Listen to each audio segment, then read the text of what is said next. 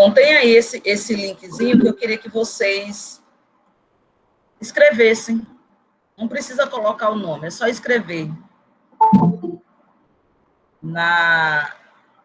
dentro do chat. Está ficando bonito. Eu vou botar agora para vocês ir acompanhando o que está sendo escrito por vocês. Por nós, pode também todo mundo pode escrever.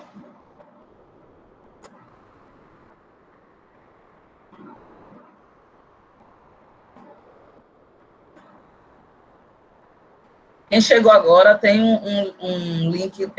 Lucas, coloca novamente o link aí no chat para quem chegou agora, para a gente ir colocando aí o que faz as pessoas ficarem ansiosas. O que faz ou o que faz, pode ser muita coisa, pode ser uma coisa só, então vai depender de cada sujeito. Então, aí aqui já botaram o excesso de atividade ou o excesso de ociosidade. Gente, isso já dá um pano para manga muito bom. Que tanto o excesso de atividades, e aí a gente entra nesse automático, né? Leva a gente à ansiedade, quanto a ociosidade, o não fazer muita coisa, o não ter uma perspectiva, ou não ter um trabalho, ou não, os pais de família, ou não ter não saber o que é que vai cursar, que faculdade, que curso de graduação vai fazer, quando é que eu vou terminar o ensino médio, quando é que eu vou arrumar um emprego. Então, tudo isso leva as pessoas a ficar ansiosas. Gostei, né? E não ter tempo para uma autorreflexão. E é isso que a gente vai falar. Aí outra, o fato de não sabermos o que vai acontecer amanhã, ou até mesmo o que vai acontecer no futuro. Gente, muito bom.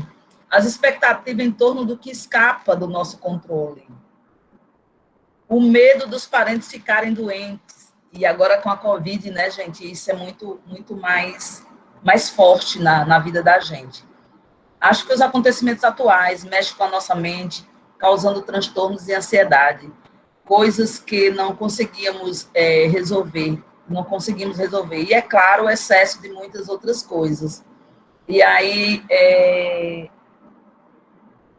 o medo de não conseguir passar nas provas, medos em geral, o tempo, o fato de querer que algo aconteça logo e a pessoa fica ansiosa. Acho que os acontecimentos... Aí você já lê.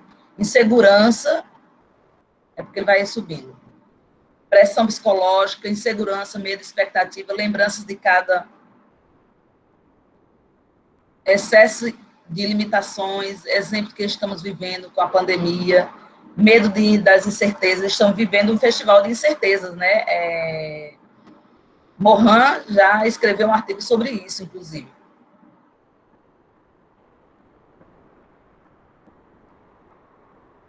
Exigência brevíssima e complexa que estamos a viver assusta, e ansiedade, medo de rejeição, medo de se arriscar para fazer algo.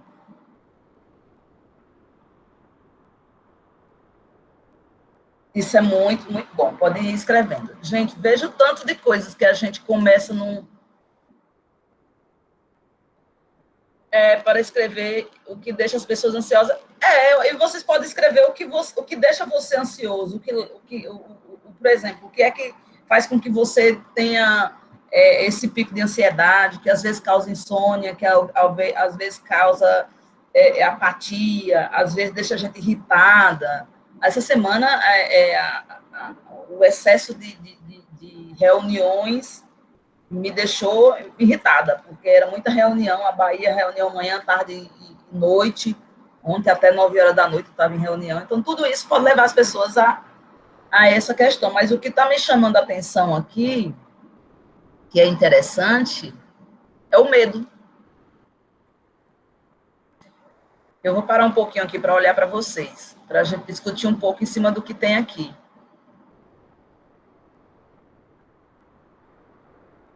E aí eu volto de novo para a tela. E aí, gente? Vocês perceberam o tanto de medo que a gente tem? E o medo é um dos maiores defeitos psicológicos que a gente tem. Eu faço um estudo, né, com Ileane, tem 3 anos e meio, eu faço desde outubro de 2017, né? E aí, e é interessante que a gente vem estudando tudo isso. A gente tem aproximadamente mais de 10 mil defeitos psicológicos ou facetas. Só o orgulho, ele tem aproximadamente 3 mil facetas. O orgulho leva a tanta outra coisa. O orgulho é um dos mais densos que a gente tem. E a gente carrega no ego, né? A gente tem um ego muito... que a gente entra na autoconsideração, na autossabotagem, que o medo leva a gente a gente a se sabotar. Né? Nesse instante, a Marilda estava perguntando, mulher, como é que você consegue dar conta? Isso, acho que era 7h pouca da manhã. Como é que você dá conta de tanta coisa? E aí, de vez em quando, eu paro e boto a alma para pensar, porque se a gente botar só a cabeça para pensar, a gente enlouquece. A gente vive numa sociedade, isso é muito forte na nossa cultura, de que só o intelectual, só trabalhar o intelectual é o que importa. Mas se o intelectual não estiver ali com a alma, com o sentir muito bem articulado, com as nossas emoções muito bem organizadas, o intelectual vai para baixo. Então, a gente precisa da inteligência intelectual, claro que precisamos. Inclusive, ela que faz com que você tenha aí estados sociais. Mas a gente precisa, acima de tudo, de uma inteligência emocional. E aí, o que a gente vê aí com essas colocações que a gente colocou aí nesse papel, nesse material, aí também tem colocação minha. É exatamente que a gente não está conseguindo gerir as nossas emoções. Então, a nossa inteligência emocional, ela não está dialogando com a nossa inteligência racional e intelectual. E aí a gente acaba trabalhando tanto o intelecto, e a gente esquece que o intelecto faz parte do ser humano. E se a gente trabalhar somente o intelecto, você pode pensar, o dia que você trabalha tanto o intelecto, que você vai para a cama, tá lá, ó, o cérebro acelerado e não deixa você dormir. Aí uns vão para um Dramin, que dorme, né? Outros vão para aquela lá, né? Esses remédios que os psiquiatras passam. Outros vão para bebida, né? E aí começa a criar outros transtornos. A gente tem hoje um transtorno, eu não lembro o nome agora, esqueci o nome agora, que é justamente pelo excesso de cobrança, pelo excesso de atividade, pelo excesso de coisas que a gente está vivendo, e a gente fica com aquela sensação de impotência, de que não vai dar conta de tudo. E aí é hora de parar. Tem hora que eu paro tudo. Eu vejo 100 e tantas chamadas em um grupo, né, de WhatsApp, 100 e tantas mensagens, eu vou lá, deleto tudo, de uma vez. Tchan. Mas se for alguma coisa importante, alguém vai me perguntar no privado. Se não for, eu vou atrás depois, porque tem hora que a gente precisa dar esse delete da gente mesmo, porque senão a gente não vive. E eu estou numa sobrecarga muito pesada, mas graças a Deus eu tenho uma tranquilidade, né? Eu costumo dizer, eu costumo brincar que o pisciano, enquanto um vai, o outro tá, porque somos dois, né? Um peixinho e outro voltando. Lógico que isso aqui é uma coisa, é uma brincadeira, mas eu tenho essa personalidade, graças a Deus, de conduzir bem as minhas coisas.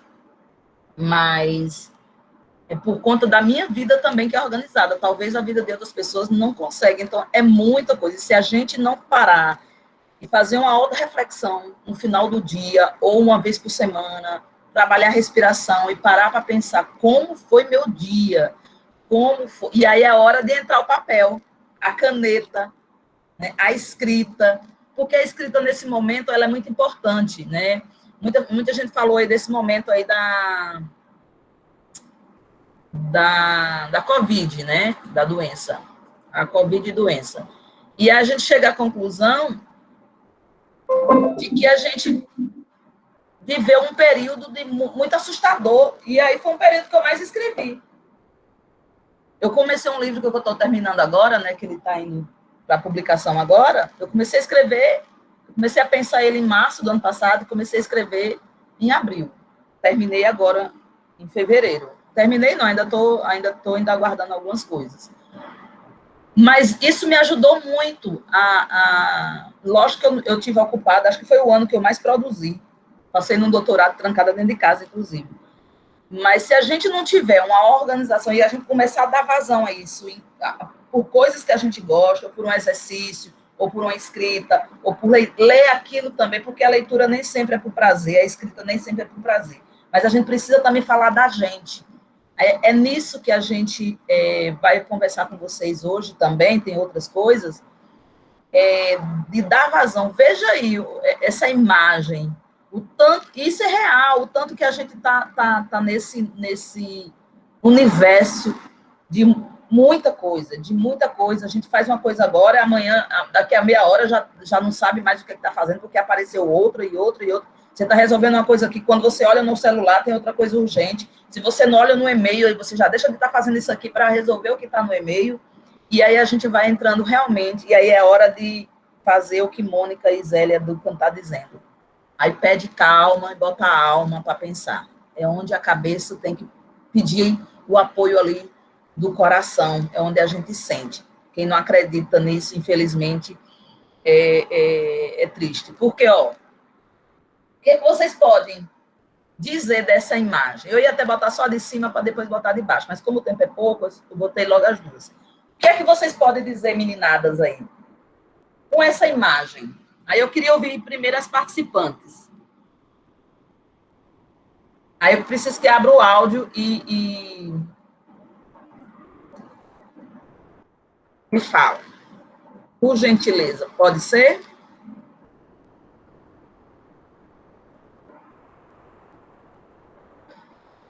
Andréia, muito bem. Medo é um negócio difícil, impactante, vive nos assustando sempre a cada instante, nos provocando males terríveis e assustador. Muito bom. Quem pode falar aí sobre essa imagem que está aí? Andréia, você quer falar?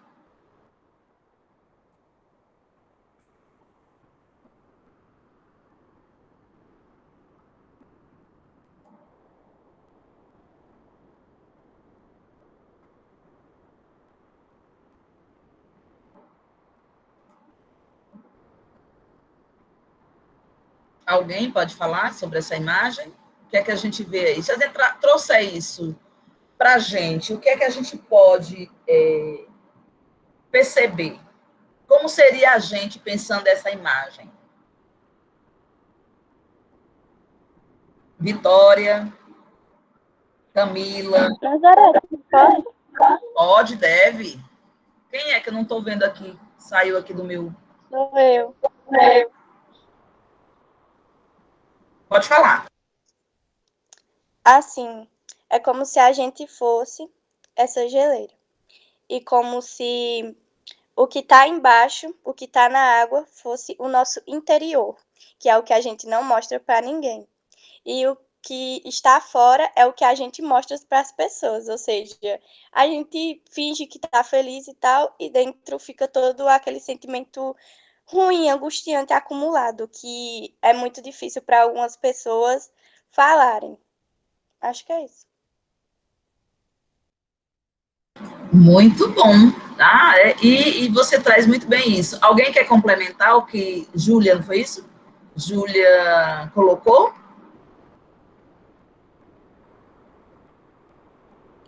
Professora, eu acredito que seja muito do seguro emocional que às vezes nós não conseguimos ter, né? Porque hoje em dia uma pessoa que tem seguro emocional faz uma grande diferença, porque no mundo que a gente vivemos, apesar de ter tanta informações em mãos, às vezes não sabemos para que lado ir, para que lado seguir, por conta que é muita pressão de um lado, pressão do outro, a mente às vezes não está apta para aquilo no momento. Então, o seguro emocional faz toda a diferença. Como a senhora mesmo disse no início, sobre ter um equilíbrio, sobre se exercitar, sobre parar para pensar, colocar a cabeça no lugar, né, esfriar. E muitos exercícios ajudam muito a gente nisso também. Então, eu acredito que seja isso, um seguro emocional, que hoje em dia a gente deve sim muito correr atrás disso, que é o que está fazendo uma grande diferença. Muito bem, é exatamente isso. E aí vocês colocam essa geleira, a parte de fora como sendo aquilo que está exposto, né? Aquilo que a gente mostra, ou então aquilo que as pessoas personificam da gente, criam as personalidades, né? Nossa personalidade, ela é muito moldada pelo que o outro diz da gente, pelo que o outro acha da gente, do que necessariamente de que nós mesmos, às vezes a gente tem certas atitudes ou certos posicionamentos e emoções que, poxa, mas eu nunca vivi isso, eu nunca senti isso, eu nunca agi assim, porque a gente acaba também não refletindo quem somos de fato, porque a maioria de tudo está dentro, né? Como o Júlia falou e como o Ruth colocou aí. E isso faz com que a gente tenha medo também da gente se colocar. E aí, as bases psicológicas, né? E aí, meu estudo sobre a psicologia do autoconhecimento não é a psicologia tradicional das universidades, ela tem um outro olhar, mas a base psicológica, ela é formada do sujeito desde a gestação. Você já começa a formar suas bases. E até os 2 anos de idade, o que você ensinar para aquela criança vai ficar na base. E isso vai refletindo aos 4 até os 7 anos. Então, tudo que você trabalhou de valores, ou de medos, ou de coisas legais ou não legais, para a criança até os 7 anos, é o que vai ficar. É o que vai ficar. Na adolescência, ela pode sair da base, mas quando chega na fase adulta, ela volta para essa base sem medo de ser feliz. Então, assim, essa imagem agora, se a gente trouxer aí o nosso tema, essa vontade de dar vazão ao que a gente tem dentro da gente, enquanto identidade, enquanto marca nossa, enquanto coisas boas, às vezes a gente quer falar também de coisas maravilhosas que somos, que temos, mas a gente também não se encoraja para tal. Então, se eu pensar agora nessa imagem, enquanto as nossas emoções, o que a gente sente, o que a gente pensa, o que a gente vive, e a relação com a escrita, o que vocês poderiam falar aí dessa imagem?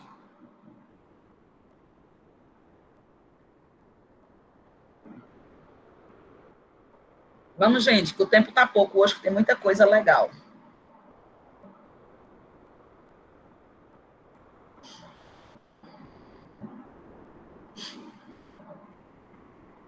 Marileide, quer falar? Fale, Mari. Luanda, eu acho que eu não ouvi ainda a voz de Luanda. Bom dia a todos. Porque hoje eu perdi o horário, ainda estou meia rouca. Não tem problema, não. Assim, na verdade, o que a imagem nos passa é o seguinte, é como, dependendo da maneira que estejamos naquele momento, que pegamos o livro, realmente, é como se ele estivesse nos abraçando, nos acolhendo, de uma forma que acredito que o ser humano não seria capaz de, como ser humano, expressar o sentimento que você tem quando você pega um livro. É assim que eu vejo a imagem. Maravilha. Eu vou passar e na próxima eu já vai pensando alguém, acho que Vitória. Bom, aí eu vou trazer essa citação. Clarice Lispector, assim, ela era uma pessoa muito que falava do sentimento. Ela sempre escreveu algo muito intimista, né? Os contos dela eram não são contos psicológicos. Então, ela traz muito essa questão da vazão aos sentimentos a partir da escrita. E quem assiste ou lê, eu prefiro a leitura, Macabeia, né, lá na Hora da Estrela, ela vai justamente, o enredo vai se dar todo em torno dos sonhos de Macabeia, dos medos de Macabeia, das vontades de Macabeia, do desejo de Macabeia que movia ela. Então, Clarice Lispector e Cecília Meirelles, ela traz muito isso, essa coisa do intimista, daquilo que nos move, que está interiorizado na gente. E às vezes a gente quer falar, eu quero criar uma personagem eu coloquei acho que foi uma crônica, um conto, não lembro, no livro anterior, onde a narradora está assim, numa praça, ouvindo a outra criatura falar dos seus dos seus anseios, das suas frustrações, dos seus dissabores, e a narradora está ali só observando e anotando tudo. Então, é essa perspectiva que eu quero que vocês pensem, né? E Clarice, ela diz o seguinte, que é preciso não ter medo de criar, né? E aí vocês trazem o medo como a paralisia nossa de muita coisa. Por que o medo? O medo de conhecer os limites da minha capacidade? Ou o medo do aprendiz, aí ela fala, de feiticeiro que não sabia como parar? É o medo de não conseguir criar? É o medo de conhecer os nossos limites, da nossa capacidade? Né? Então, quem quer falar um pouquinho sobre isso, sobre esse medo que foi tão citado aí? Porque o medo leva à insegurança, o medo leva à frustração, o medo leva à autossabotagem, o medo é também um defeito psicológico que a gente já estudou lá no CEA, muito sério mesmo, né? Que ele paralisia a vontade, a força de vontade, porque a força de vontade é uma virtude, né? Que é diferente do esforçado. O esforçado é aquela pessoa que se esforça, mas o medo vai lá e barra. E a força de vontade não, faz com que você, mesmo vivendo nessa sociedade do cansaço, né, que Hans traz, mas não reflexiona. Por mais que a gente tenha essa turbulência, né? Vitória uma vez passou o final de semana comigo, a bichinha ficou assustada. Como ela não sabia como era que a gente conseguia tanto. Mas é só você organizar a sua vida e dizer, não, hoje, agora é isso. Agora eu não vou fazer outra coisa, eu vou fazer isso. Daqui a meia hora eu faço aquilo. E quando a gente começa a conhecer os nossos limites, a gente vai percebendo que a gente tem capacidade, inclusive, de fazer uma reflexão. Alguém mais quer falar sobre essa citação de Lispector?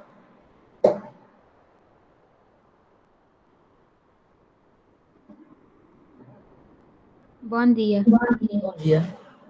Eu achei super interessante isso, porque reflete muito as nossas vivências do dia a dia. Eu acredito que temos esse certo medo, somos falhos e temos esse medo de não ser autossuficiente, de certa forma. Eu acho que já é uma falha do ser humano mesmo. Então, acaba que a gente, por ter algumas crises de ansiedade ou por estar acumulada com muitas vivências do dia a dia, a gente acaba que acha que não é autossuficiente, só que se conhecer é necessário. Então, a partir do momento que a gente se determina a se conhecer, a gente supera cada um desses medos. E eu digo isso por experiência própria, viu? E eu digo mais, a gente vai se conhecendo todo dia. Justamente. O autoconhecimento, ele é todo dia, ele é diário, certo? Não é uma coisa que a gente vai colocar nesse... todo dia a gente tem que fazer essa autorreflexão. E aí eu acho que escrever transforma. E eu acredito muito na escrita, por isso que eu pesquiso ela, né? Mestrado eu pesquisei mais focado na leitura, mas agora eu estou trazendo toda essa questão que eu sempre acreditei no ato de escrever. Se me dissesse assim, você não vai ser mais professora, o que era outra coisa que você iria fazer se desse para viver? Escrever. Eu não ia fazer outra coisa, eu ia escrever, porque eu gosto, né?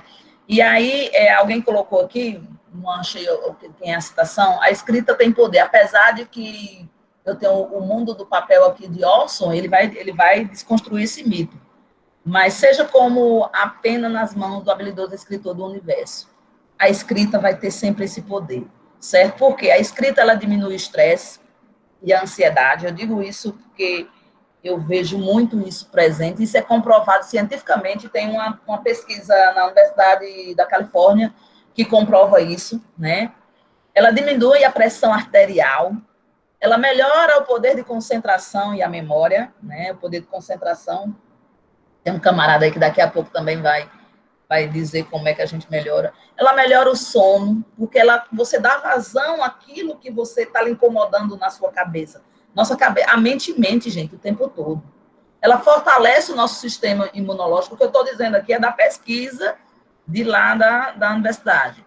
E aí, geralmente, a gente tem que escolher um caderninho. Eu lembro que eu dei um caderno para uma agendazinha para Vitória, e Vitória foi enchendo. Quando eu olhei, Vitória já estava com aquele caderninho praticamente cheio de coisas que ela ia escrevendo.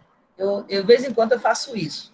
Entrego para alguém sempre um caderno e a pessoa vai escrevendo e vai se descobrindo ali. E aí eu acho interessante a gente escrever constantemente, né? Um diário de leitura é uma boa pedida para você escrever aquilo. Não precisa ser a leitura de um livro, mas a leitura do seu dia, a leitura do seu sonho, a leitura de algo que chamou tua atenção. Vamos botar no papel, né? Porque a gente escreve porque a gente está fazendo leitura da gente, do que a gente tem internalizado da gente. Porque escrever faz bem, né? E aí escrever tanto as angústias como aquilo que você gosta de fazer, as suas conquistas, o que te faz feliz.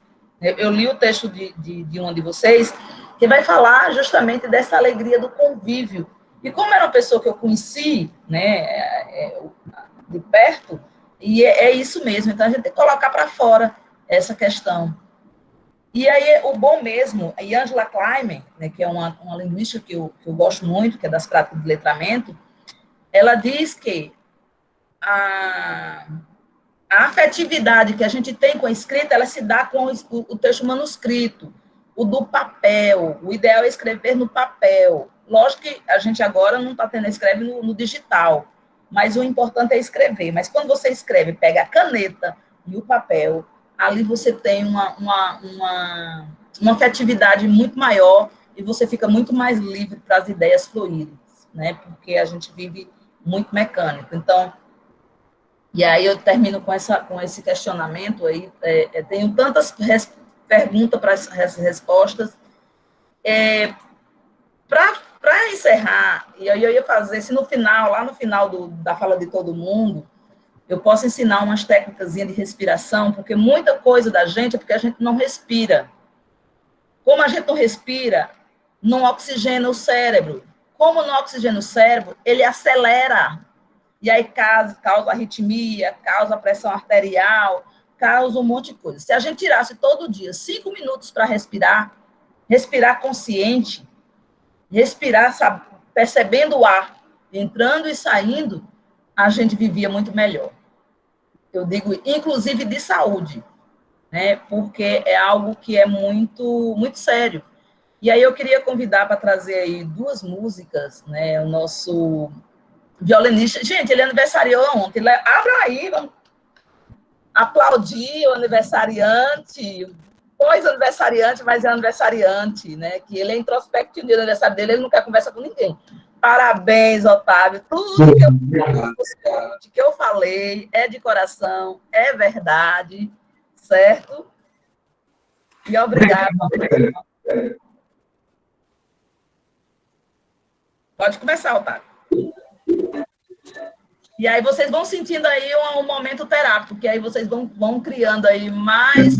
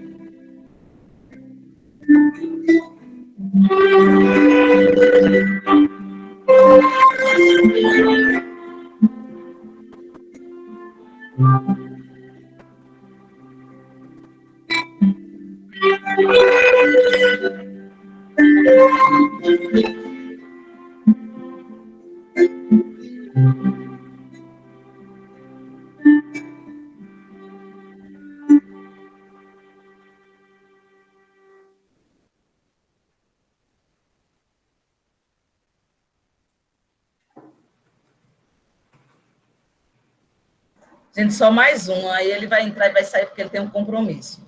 Estão gostando, gente? Aí, muitos aí não conheciam Otávio. Otávio, ele faz parte do nosso projeto, é a parte musical para nos acalmar e trabalhar a nossa concentração, né, Otávio? Isso aí.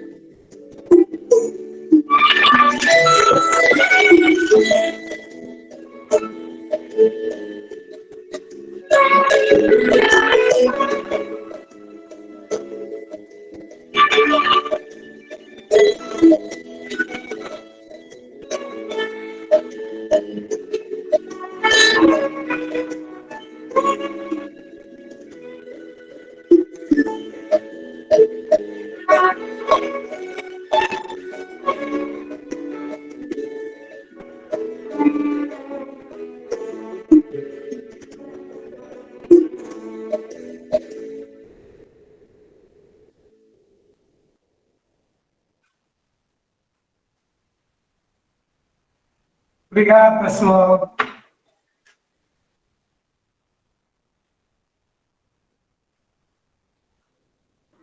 A gente é que agradece, Otávio. Muito obrigada. Valeu, um abraço. Tchau, pessoal. Até mais. E aí, gente, gostaram das discussões iniciais? Eu vou passar agora para os meninos, que eles vão começar. E aí, quem foi chegando agora vai respondendo lá a enquete nossa, certo? E aí, Lucas e Miguel e Vitor vão dar, Maurílio, o pessoal vai dar continuidade, tá bom? E no final, se der tempo, aí eu faço uns pranayamas para vocês. Bom dia, gente. Hoje, no nosso encontro formativo, a gente vai falar de um assunto específico, mas vocês não vão saber qual é o assunto agora. Eu quero que vocês adivinhem qual é o assunto. E aí eu trouxe um slide bem dinâmico para a gente fazer isso. Aí eu coloquei esse link no chat para vocês colocarem dúvidas, certo? E aí, se você adivinhar, entre aspas, o conteúdo que vai ser trabalhado, você também coloca lá. Isso pode ser feito de forma anônima também, certo? Vou começar aqui. Então, como eu falei, até vocês estão me escutando? Lucas, parece que está encerrado coisa das respostas. Deixa eu ver aqui.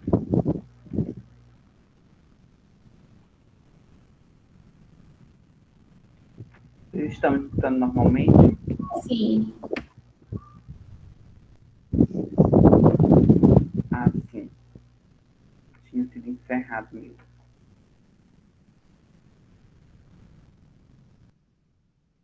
Pronto, o link agora é esse, viu, gente? O outro deu um pequeno probleminha.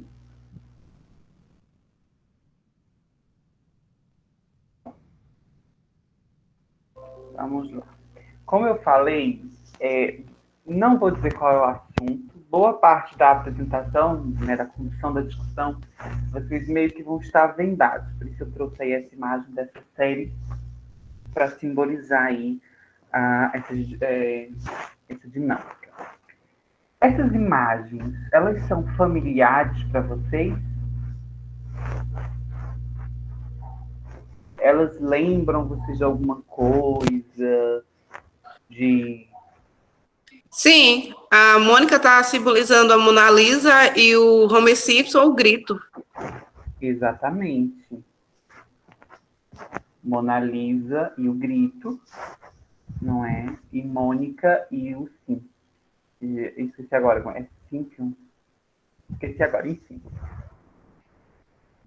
Aí, se você analisar aqui, olha, Mona Lisa no meio, e ela está interligada com várias ramificações, certo?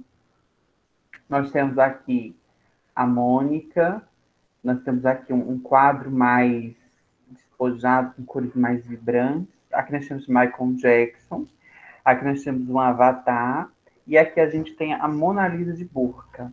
Só que a obra original é essa, concordam? Essa do meio, essa que está centralizada, certo?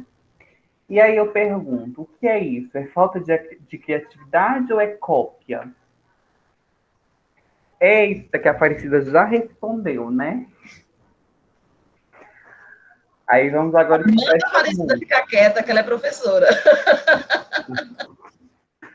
Pronto, agora vamos escutar essa música. Prestem atenção na letra, certo? Brincadeira, Aparecida.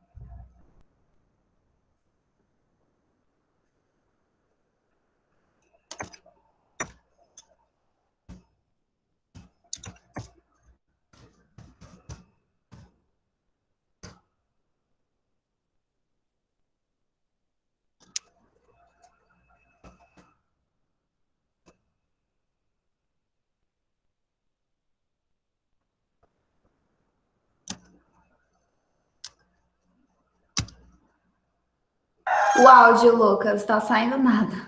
Tá desligado o microfone. Ai, desculpa aqui. Por isso vocês não estavam escutando a música, o microfone estava desligado. Estamos escutando agora? Sim. Pronto. Alguma coisa soou familiar na música? Não sei, um outro texto que vocês já escutaram ou leram? Vou dar uma dica. Lá na terceira geração do romantismo, Castro Alves.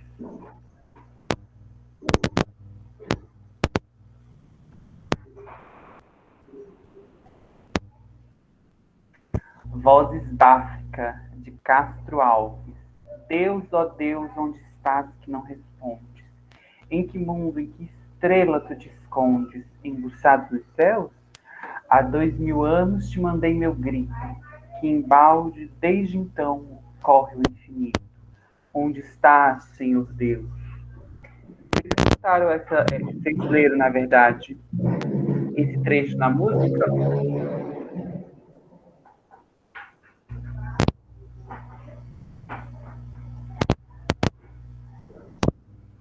colocar aqui de novo. Só vou botar a parte aqui que ela aparece. Coloca aqui, ó. Deus, ó Deus, onde estás que não respondes? Em que mundo, em que estrela tu te escondes? Sábado dos céus. Há 2000 anos te mandei meu grito, que embalde desde então corre o infinito. Onde estás, meu Deus?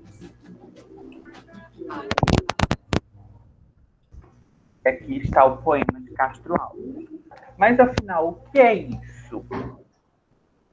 Isso é intertextualidade. Um recurso... Tem alguém com o microfone ligado? É um dos recursos que a gente pode usar nos nossos textos. Certo? Mas, afinal, o que é a intertextualidade? A primeira coisa que a gente tem que ter em mente é que intertextualidade é um diálogo entre textos. Então, eu vou ter um texto que já foi produzido, certo? E aí eu vou produzir o meu texto e estabeleço algum diálogo com esse texto que já foi produzido, certo? Eu vou estabelecer alguma relação.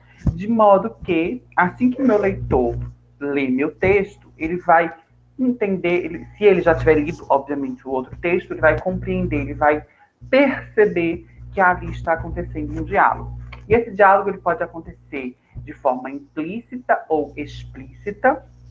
Ele vai acontecer de forma explícita quando eu dou os créditos, vamos dizer assim, ao texto original. Isso vai acontecer em textos acadêmicos, quando você vai fazer as citações diretas e as indiretas. E o implícito é quando você não dá os créditos. Mas, aí, como eu já disse, o seu leitor, a partir dos conhecimentos de mundo que ele tem, ele vai identificar aquele diálogo.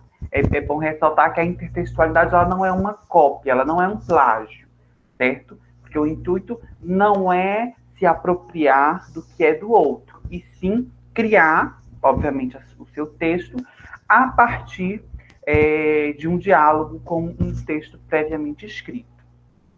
Geralmente, o intuito é provocar o humor, mas nem sempre, obviamente. Se você pegar a música Diáspora, não é que está contando a história dos refugiados, não tem nada de humor ali, né? A música com uma carga dramática muito densa. Então, há casos em que não é para provocar o humor, mas, na maioria das vezes, não é? A gente tem propagandas publicitárias que se apropriam da intertextualidade, a gente tem paródias, por exemplo, que também é um caso de intertextualidade. Então, geralmente, nem sempre, o intuito é provocar humor.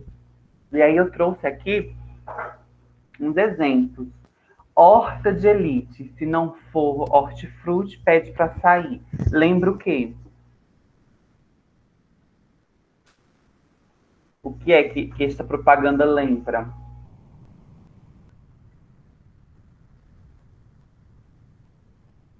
Isso, um filme. Qual o filme? Tropa de Elite. Observe que aqui há uma troca baseada na fonética das palavras. Horta e tropa tem uma fonética muito parecida, e aí as empresas se apropriam dessa semelhança sonora para fazer esse tipo de brincadeira, vamos dizer assim, esse tipo de diálogo, não é? Para engajar um pouco sua marca. E aqui a gente tem outros casos com a literatura, não é?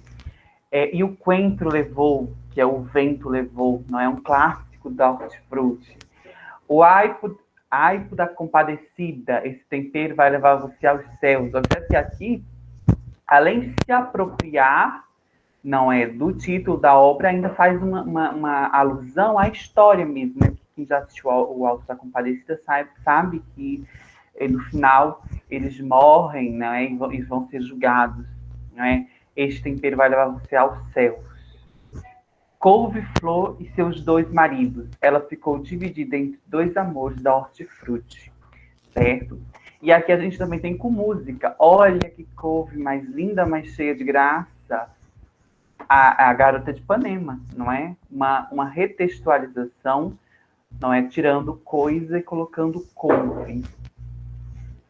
E aí, para ficar bem claro, obra original e intertexto, certo? Conseguiram distinguir?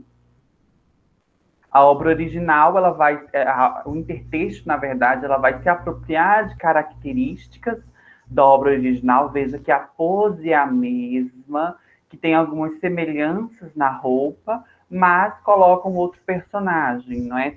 Então, até mesmo o intertexto tem algo de original nele, certo? E aí aqui eu trago um texto de Camila, que é Natureza Feminina, é um poema bem extenso, então eu só trouxe um texto pequenininho aqui, viu? Já dizia a Bovary, basta um probleminha acontecer, que logo eles vão começar. Tudo que já veio a nos pertencer, irão prontamente questionar, e depende de nós não esmoecer. Aqui a gente tem um caso de intertextualidade explícita, porque a gente tem, obviamente, um diálogo com o texto de Bovary, certo? E Camila especifica aqui, trazendo o nome de Bovary na poesia. Então, ela está dizendo, estou dialogando com Bovary, e aqui está o nome dela. Ela dá os créditos a Bovary. Então, aqui a gente tem uma intertextualidade explícita. E aqui eu trago um caso de intertextualidade implícita, não é? Lá no meu texto corria, eu escrevo no parágrafo final. Não era uma menina louca, histérica, sem saber o que estava fazendo. Era uma mulher em busca de tudo aquilo que tinha direito. E isso, eu me baseei nessa frase, não é, que está no conto Felicidade Clandestina, de Clarice Lispector, que é, não era mais uma menina com um livro, era uma mulher com seu amante, certo? Então aqui a gente tem uma intertextualidade implícita. Observe que eu não cito o nome de Clarice Lispector, nem do conto Felicidade Clandestina, certo? E aí, por fim, intertextualize-se. E aí eu vou ver aqui se vocês colocaram alguma coisa no link.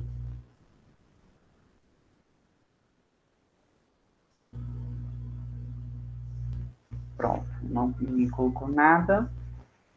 Obrigado. Ficou alguma dúvida? Alguém quer fazer algum comentário?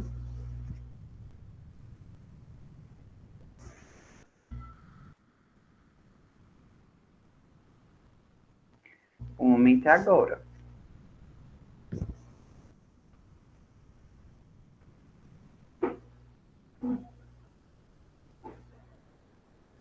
Povo inteligente, né? Aprende tudo assim, não precisa nem ficar, não tem nem dúvida.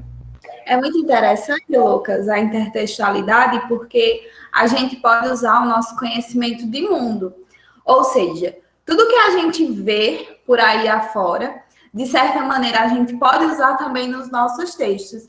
Então, é muito interessante e fazer esse uso também é bem legal. Porque aí o leitor fica ao leitor, na forma implícita, né? Descobrir do que é que você está falando. Exatamente. Mas alguém quer se colocar? Lucas, eu gostaria de fazer uma pergunta, pode? Pode. Então, a gente sabe que intertextualidade ela está presente de diversas formas. Inclusive, é muito difícil imaginar um texto que não tenha intertextualidade, porque nós somos pedacinhos de tudo aquilo que absorvemos, que colhemos no nosso dia a dia.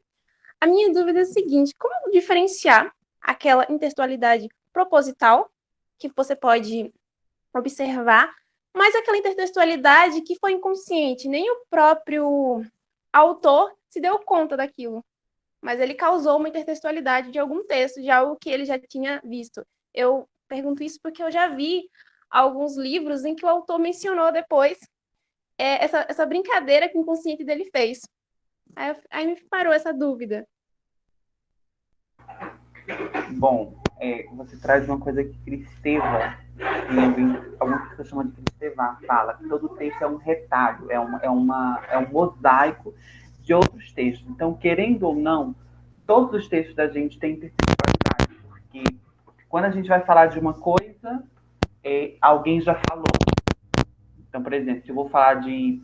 Até mesmo, pronto, um caso muito simples. Todo texto jornalístico, ele é um intertexto de outro texto. Todo texto, por exemplo, que fala da Covid é um intertexto de outro texto, porque a gente está falando da intertextualidade temática, que Koch e Bentes e Cavalcante vão trazer.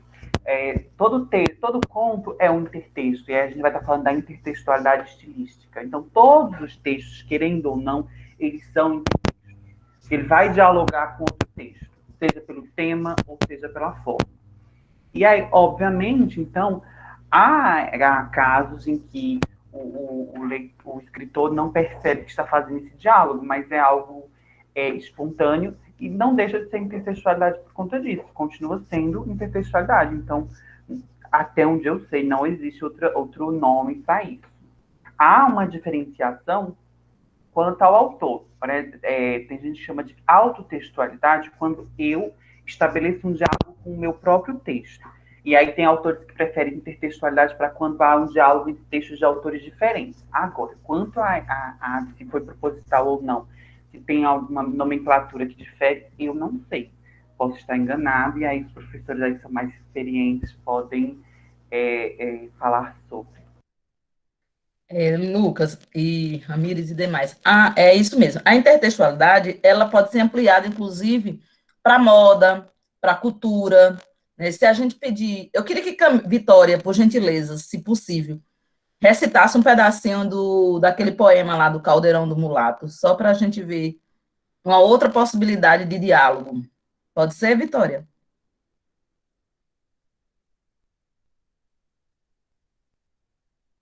Aí não? Vitória? Porque quando ela traz lá toda aquela trajetória lá do Caldeirão do Mulato, e ela vai trazendo o diálogo da mãe dela, ela vai trazendo o diálogo daquelas pessoas que viveram naquele Caldeirão do Mulato, da avó, de tanta gente que ela traz discursos que não são dela, mas que ela se apropria daquele discurso e traz ali o texto a partir daquelas vozes. Então, o diálogo, ele vem nessas diversas vozes. Às vezes é um texto impresso, mas às vezes é um texto da tradição oral, que alguém falou para uma geração, que essa outra geração falou para outra, que essa outra... E Vitória veio lá e escreveu no texto dela, e que outros vão passar a citar, Vitória. Às vezes vocês fazem uso desse diálogo e não se dão conta de que é um diálogo, né? Porque a intertextualidade é justamente esse diálogo de um texto com o outro, de uma cultura com a outra, de uma identidade com outra, de uma moda, né? A moda é salto largo, no verão seguinte, a moda é do salto fino, aí eu vou pegar a moda da década de 60 e agora em 2021 já está usando. Então, é esse diálogo com outras gerações, que isso é naturalmente do ser humano, porque o ser humano é um ser de linguagens. Sayonara levantou a mão e depois o professor Chiquinho. Oi, meus amores, bom dia. Bom dia. Primeiramente, quero dizer, né, que momento rico, né, fantástico, com essa primeira terapia aí de Nazaré, né, depois o Otávio vir encantar-nos e fazer a gente relembrar aí de um passado tão perto. Veja só, eu queria me contribuir com essa parte, né, do intertexto, da intertextualidade. Eita, agora eu não vi o nome dela, que ela fez a questão, quem foi? Ramires, né?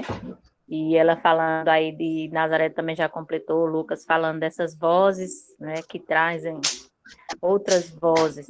Então, como que a gente percebe que, veja só, se o autor teve a pretensão, né, ou a intenção de colocar no seu texto um outro texto, né, que não seja dele. Aí agora me lembrei do Renato Russo, quando ele faz isso perfeitamente na música, né, trazendo Paulo Apóstolo, Coríntios 13, a Camões, né, perpassando toda a sua música. Então, ali a gente percebe, tá, dentro dos critérios da textualidade, o que o produtor realmente quer.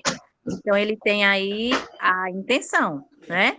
E um dos critérios da textualidade, dentro desse processo, é a intenção. Então, há escritores, né, que têm essa intenção de trazer outros textos já vistos, conhecidos, e traz para o seu texto. É evidente que, quando a gente está dando esse estudo, né, vai buscar sobre essa questão acho que é Coqui, é Coqui, né, hoje que chamam Coqui. Ela vem falando muito bem sobre a questão da intertextualidade, que só pode se dar se o receptor, o interlocutor, né, o leitor, ele perceber isso. Se ele não perceber, se ele não conhecer, ele vai achar que aquele texto, ele é o primeiro, ele é o único, apesar que a gente sabe que o Bakhtin fala muito sobre isso, né? Um texto vem de outros textos. Mas o fenômeno mesmo da intertextualidade dentro dos estudos, né, linguísticos, ele é visível a partir de uma intenção do autor, do produtor, que ele intencionalmente colocou ali, né? O Lucas trouxe até um texto citando, foi Felicidade Clandestina, né? Última partezinha ali da Felicidade Clandestina, porque ele teve a intenção, ele conhecia o texto da autora. Vocês estão entendendo? Então, ele traz, porque ele conhecia como produtor, querendo que, na intenção, né, de que o leitor, ao ler, pudesse reconhecer. Aí a questão da aceitabilidade, e o leitor ia aceitar aquilo que Lucas está propondo, que é a questão da intertextualidade mesmo, né, aparecendo, perpassando aí pelo texto. Então, quando o Ramires perguntou como que se dá, que a gente descobre se teve ou não intenção, a intenção ela realmente vai se dar pelo produtor, e cabe a nós, leitor, a reconhecer, aceitar ou não se aquele texto realmente ele existiu, tem autoria, né? Porque aí a gente tem as paródias, as paráfrases, as epígrafes, a polifonia, tudo isso são fenômenos intertextuais. Nazaré estava falando aí de vozes, então a voz que ecoa outras vozes que já foram ditas é a polifonia, né? Chamando. É isso. Só.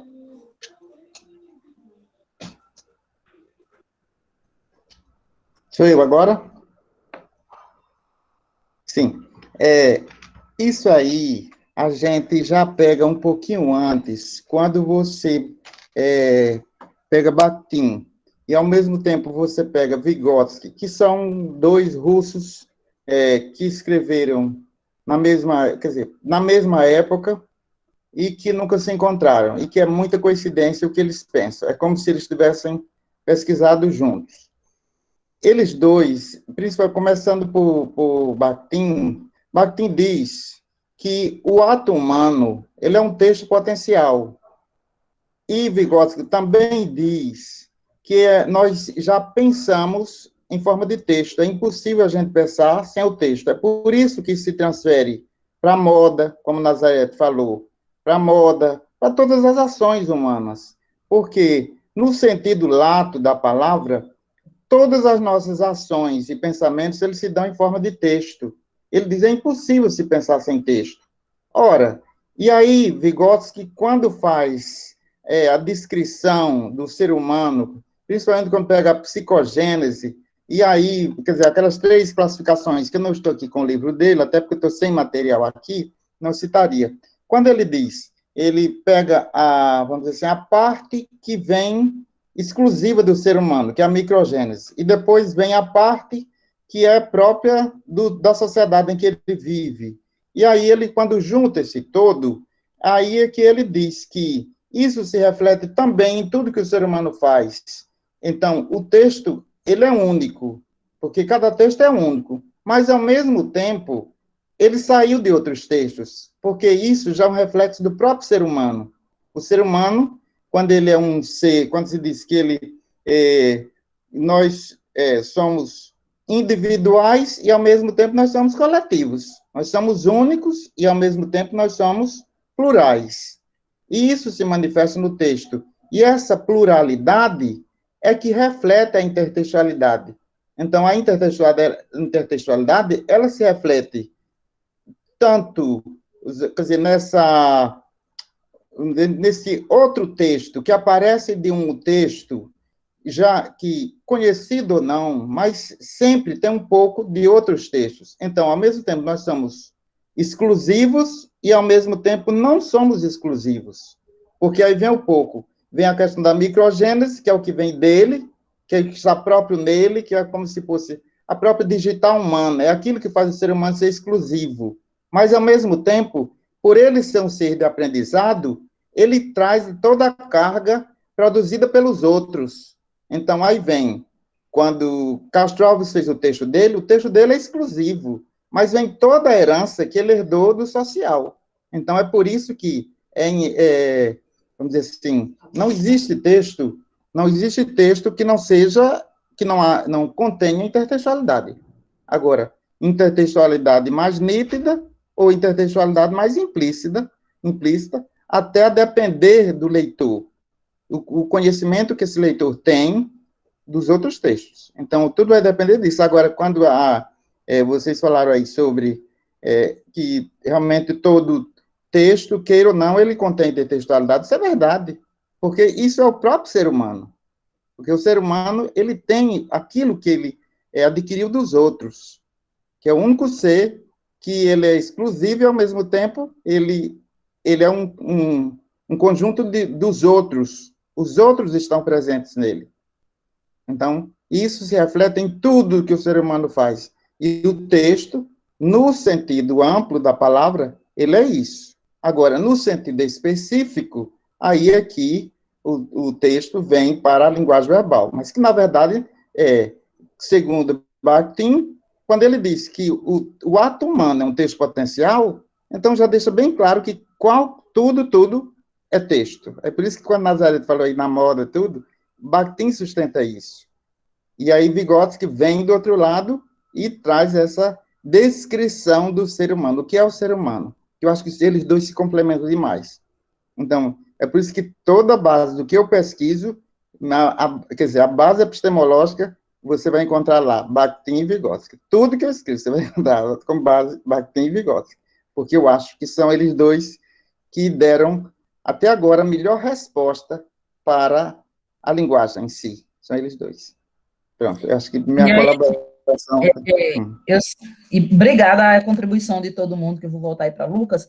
E aí, gente, vocês não se preocupem com esses nomes estrambólicos grandes, metáforas, metonímias, personificações e agora intertextualidade dentro do texto identitário de vocês, porque isso já vocês à medida que vocês têm seu repertório, né, de conhecimento, que todo mundo tem um acervo maravilhoso, né, e vai construindo, né, a gente vê muito isso no texto de Lucas, no texto de Camila, no texto de Vitória, eu vejo muito o diálogo com a cultura local dela, com a vivência dela, então cada um de vocês tem essa intertextualidade. Agora, vocês, a partir do momento, eu vi Vitor falando, que já está percebendo no pessoal que ele está orientando, que já mudou da semana passada para cá a estrutura do texto, porque já viu metáforas presentes mais bem elaborada dentro dos textos da semana passada para cá. O que vai fazer com esse material que os meninos estão expondo é que vocês agora vão fazer de forma mais intencional, como a Sayonara disse. Vocês agora têm essa intenção de trazer esse diálogo. Vou dialogar. Quando você pega o texto Natureza Feminina, Camila não está citando Vitor Hugo, não. Mas ela se inspirou nos Miseráveis, de Vitor Hugo, para escrever a primeira estrofe, que ficou a última estrofe da poesia dela. Ela sabe de onde foi que ela buscou o diálogo. Mas não está explícito lá, mas ela teve uma intenção a partir do momento que assistiu uma determinada cena do texto. Então, tem coisas que só quem escreveu realmente vai ter essa intenção. E aí, Lucas dá continuidade, né? Era só isso, para vocês relaxarem em relação aos termos muito técnicos, que vocês vão botar no texto de vocês a identidade de vocês a partir do diálogo de vocês. Tá bom? E outra, viu, Nazaré? Tem outra coisa, só para tranquilizar o pessoal, essas teorias aí é apenas para ampliação de conhecimento, mas não vai usar, por exemplo, Castro Alves, quando ele escreveu o texto dele, ele queria saber bolufas do que a gente está dizendo. Não interessava. Quem me dera escrever igual a Castro Alves? E ele nem imaginava que o de Hall ia chegar aí com a diáspora, né? Então, acho que não tem que se angustiar com isso, não. Tem que escrever, e à medida que vai escrevendo e vai lendo os bons poetas, os bons escritores, isso vai se dando naturalmente, sem angústia nenhuma. Eu acho que escrever não é um ato de sofrimento, não. É um ato de prazer, de alegria. É por aí que eu penso. Exato, como eu já acabei de falar, no primeiro momento era terapia. Continua, acho que ainda tem outro tópico, né?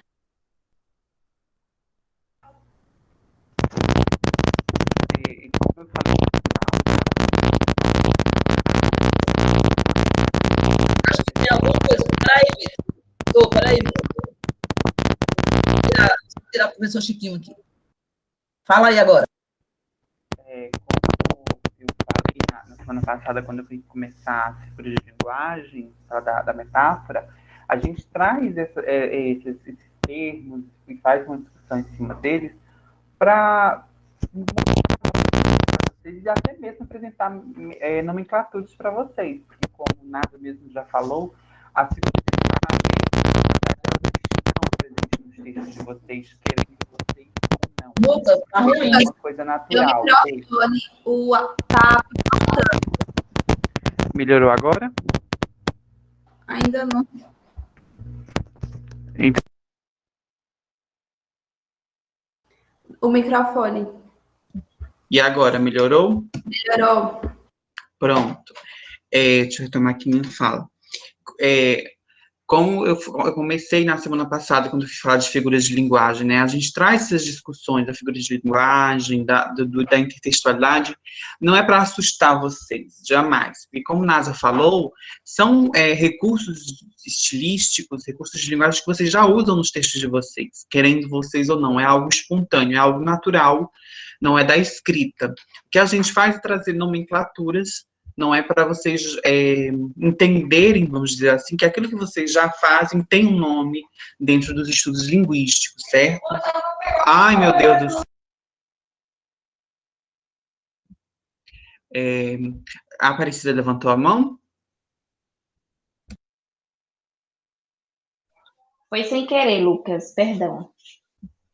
Ah, certo. Vitor não está na sala, né? Eu acho que o bichinho deve ter dormido e não acordou. Aí aqui em casa acontece muito, Nazi, esses fenômenos do remoto, né? Porque eu tenho um terremoto, um maremoto e um tsunami aqui. Mas, Então, olha, mas a gente tem que entender o seguinte: nós que estamos trabalhando em casa, que no caso aí você que está na tua casa, nós é que estamos invadindo os ambientes que já têm essa movimentação. Então, um dia eu brinquei também com um cara que estava fazendo coisa aqui na minha janela, porque era lá do 2 e veio para o 3. Eu reclamei por conta disso, mas eu não posso, por exemplo, reclamar de alguém que está andando, conversando na casa, porque, enfim, é o ambiente de casa. A gente vai ter que aceitar esse tipo de coisa. Deixa eu ver aqui com o Vitor, enquanto você fala aí, tá bom?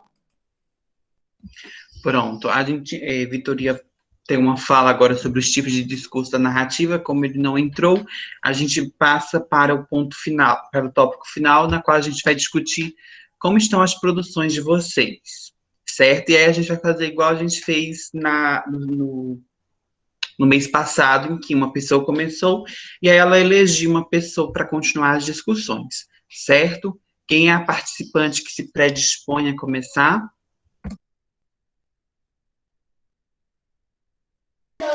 Não entendi, Lucas. Você pode repetir, por favor? Agora a gente vai...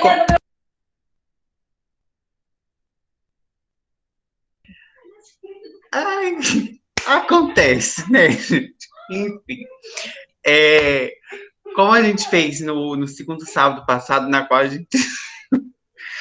gente discutiu os textos, a gente vai fazer isso agora. E aí eu queria que uma participante se predispusesse a começar a falar como está o seu texto, como é que está a produção, como é que está esse processo de escrita terapêutica, certo? Ou a produção, aí, cada um vai falar de como é que está o processo. Às vezes tem gente que ainda está colhendo informações, outro já escascunhou, outra já está com ele no pensamento. Vitor acabou de entrar, e tudo certo. E eu acho que a gente gostaria de ouvir. Em primeiro, gente, antes de vocês continuarem, enquanto vocês estão pensando, quem é a pessoa, Aparecida já levantou a mão, dizer da importância desse encontro e o quanto esse projeto, eu paro o que eu estiver fazendo. A Maria hoje perguntou como era que eu fazia para dar conta. Quando é algo que realmente me toca, eu paro tudo e vou focar naquilo ali, vou estar presente no presente. E esse é um dos momentos que eu estou presente mesmo.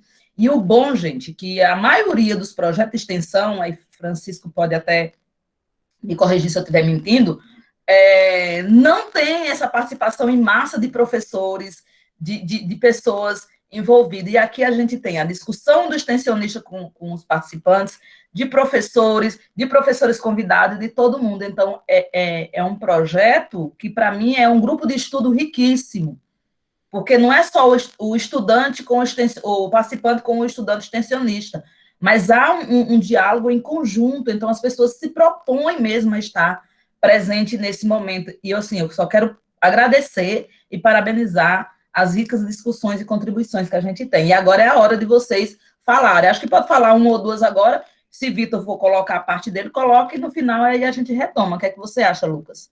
Eu atrapalho demais vocês. Deixa só Miguel falar do orçamento rapidinho, para depois Vitor começar a discussão dele.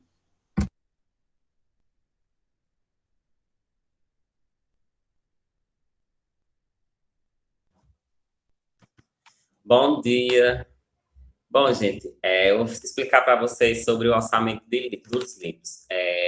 Com base na nossa experiência da compra do livro do semestre passado, do nosso primeiro livro, a gente estabeleceu algumas regrinhas para ser seguidas na compra desse livro desse semestre, e também para ficar um valor mais em conta e mais organizado. E aí, a gente estabeleceu um número mínimo por pessoa para comprar os livros. Os professores, a gente estabeleceu 10 exemplares para cada um. Os extensionistas, o número mínimo são 6 exemplares, e os participantes, 2 exemplares.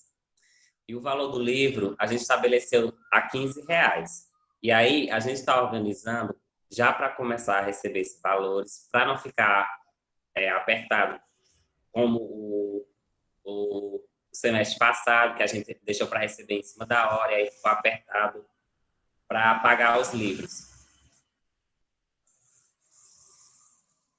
E aí é basicamente isso. Os professores, Rubens já está resolvendo essa questão do pagamento, e eu e Ramires vamos ficar responsáveis por conversar com os extensionistas e os participantes para passar as informações e as informações bancárias, depósitos, transferências que vocês precisarem fazer, e aí facilitar a vida de vocês. O valor da revenda, que Maurília perguntou aí, a gente estabeleceu R$ 25,00 na pré-venda, e após o lançamento, o valor do livro fica R$ 30,00.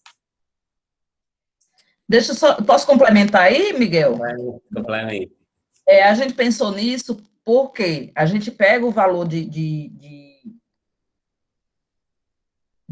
lançamento, né, com a entrada de Gregório no grupo, isso vai facilitar, porque aí ele vai fazer a arte, né, que ele não queira. Né? A minha intenção de Gregório foi também essa, dele estar, e aí a gente já reduz um custo. Então, a gente traz aí o valor de revenda pela quantidade aí de uns 250 exemplares, de valor fixo de R$15, né, porque a gente está deixando tudo com a editora para a gente não ter muita dor de cabeça que a gente teve o ano passado. E aí a questão da pré-venda, o que a gente vender de pré-venda fica para o programa, certo? O que a gente vender de pré-venda fica para o programa. Ah, professora, eu queria tantos textos, porque eu queria fazer um autógrafo, aqui, uma tarde e noite de autógrafo que aqui em Cabrobó, que eu quero, porque eu vou, pode estar na pandemia que tiver, eu vou nessa tarde e noite, ou manhã de autógrafo, seja lá o que for. Benilda, se prepara que eu vou me arranchar aí na sua casa. E aí pode fazer as vendas, a pré-venda, que vai para como pré-venda, que a gente vai criar um link mesmo, porque ainda não tive tempo de pensar isso. Vai para o projeto, porque a gente precisa desses recursos para fazer lançamento, para fazer outras coisas que precisa, e ter um recurso de caixa para os próximos, porque são 2 por ano. Mesmo que o programa seja aprovado e aprovado com algum recurso, não dá para abarcar toda a proposta do lugar de criação, que são 2 por ano. Então, a gente precisa ter uma caixa. Por enquanto, está nessa minha conta, que é uma poupança que eu não utilizo. Não tem dinheiro para botar na poupança.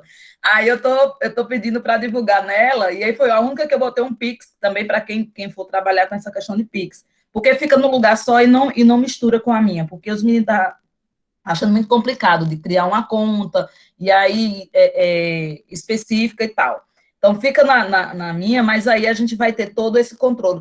O recurso que a gente tiver da pré-venda seria para as despesas dos próximos livros, do próximo livro, e baratear para nós, para chegar a um ponto que a gente não precise pagar tanto pelos exemplares de autor. Mas como a gente está fazendo um trabalho muito bonito, muito legal, a gente vende, e aí a gente tem esse recurso para a gente fazer as outras despesas e fazer também os nossos lançamentos. Ah, Marileide vai fazer a pré-venda dela lá, e Marileide pode fazer um dia de autógrafo lá em Barreiras. Agora, eu não prometo que eu vou em Barreiras, viu, Marileide? Porque eu morro de medo dos aviões para Barreiras, já fiz muita viagem a Barreiras, eu não aguento, não. Meu coração não aguenta aqueles teco-teco de Barreiras. Aí, Juazeiro, pode ficar aqui em Petrolina mesmo. Vitória, pode fazer a pré-venda lá e fazer um dia de autógrafo lá. Então, assim, Rajada, a Andréia também pode fazer isso. Então, a gente pode fazer, no período do evento, essas coisas. E para isso, a gente vai precisar de recursos, por incrível que pareça, né? O passado, a gente assumiu tudo, né? Veio muita despesa para o meu bolso, mas como eu tinha me comprometido, eu não fujo da raia, nem com Cláudia Raia na minha cola. Certo? Então, seria isso. E a gente tinha marcado para 5 de março, 5 de abril e 5 de maio. Como o 5 de março já passou, então a gente vai ter que dividir aí em 2 valores. Então, até 5 de maio seriam os valores para a gente pagar. Ok? Falou de coisa chata, vamos cuidar para coisa boa agora. Aí depois vocês procurem Miguel e Ramires. E Ramires, bem-vinda, Ramires. Ramires era extensionista, ela nunca deixou de ser. Mas aí ela não passou, no início do ano, ela disse que ia sair porque estava com problemas pessoais, que graças a Deus ela sentiu falta da gente e está de volta compondo o nosso grupo. Obrigada, Nasa. É muito bom estar de volta.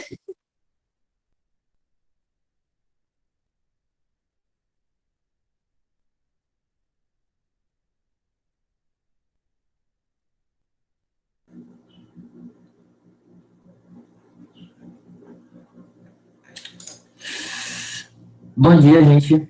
Posso falar, Lucas? Tem mais alguma coisa? Massa. Vocês estão me escutando bem? Estão me vendo? Problemas em Paris, viu, gente? Desculpa. Ah, estamos aqui, vamos lá. Vou transmitir a tela para vocês.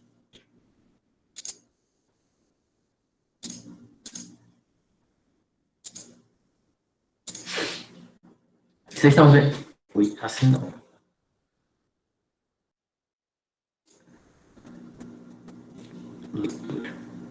Estão vendo a tela em modo cheio? Falem aí, por favor, porque eu não tô vendo vocês. Sim. Sim. Massa. Então, gente, eu acho que o Lucas falou da intertextualidade hoje, né? E agora eu vou trazer alguns percursos para vocês, sobretudo para quem faz prosa, para quem faz narrativa, conto, crônica, e para quem não faz, que quiser botar o pezinho na prosa, aqui são alguns tipos do discurso da narrativa, certo? E eu separei os 3 discursos da narrativa. São eles o discurso direto, o indireto e o indireto livre.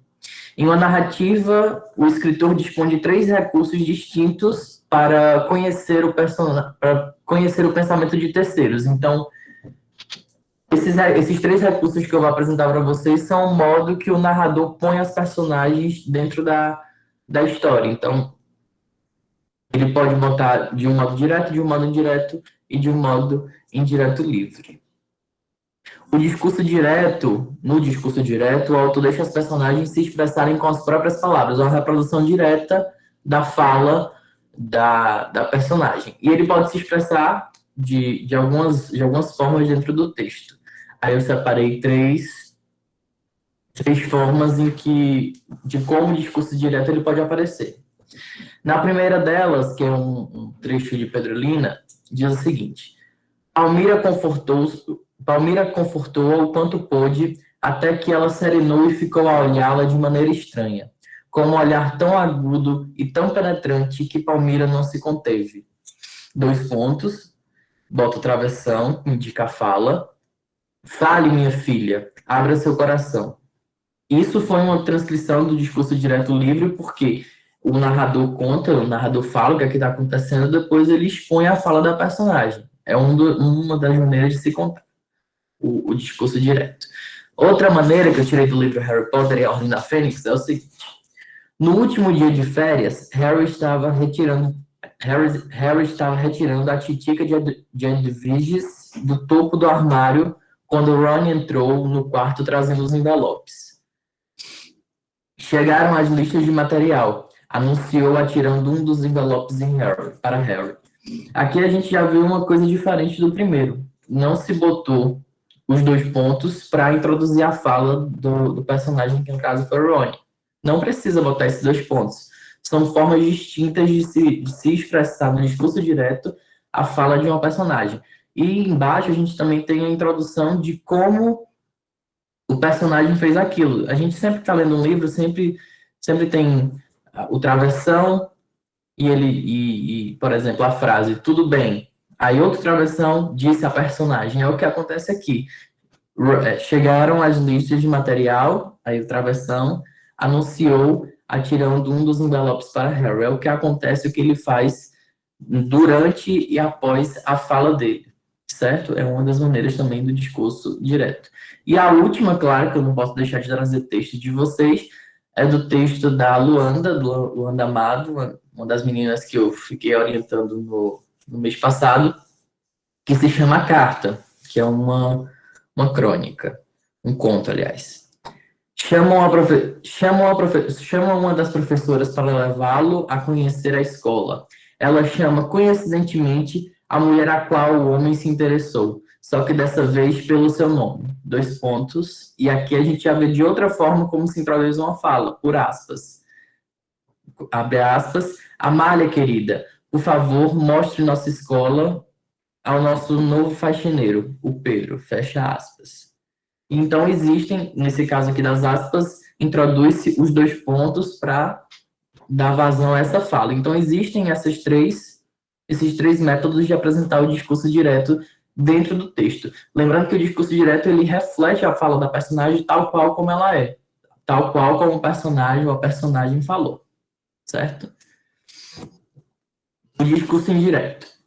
Quando o autor escreve procurando transmitir apenas o sentido, sem preocupação em transmitir a fala original, utiliza o verbo descende mais um elemento subordinativo. Exemplo do quê? Vamos lá. Entender fragmentadamente isso aqui. O autor, ele aqui não vai botar a fala do personagem, ele vai dizer como o personagem disse aquilo. E vai usar um verbo descende. O verbo descende, que a gente pode chamar de verbo de dizer, é um verbo que vai introduzir essa fala. Por exemplo, disse, ou dizendo, introduziu, afirmou, certo? E aqui a gente... E o Google, do nada, ligou. Aí aqui a gente tem alguns exemplos. Também os mesmos exemplos transmutados, ou seja, mudados para o discurso indireto.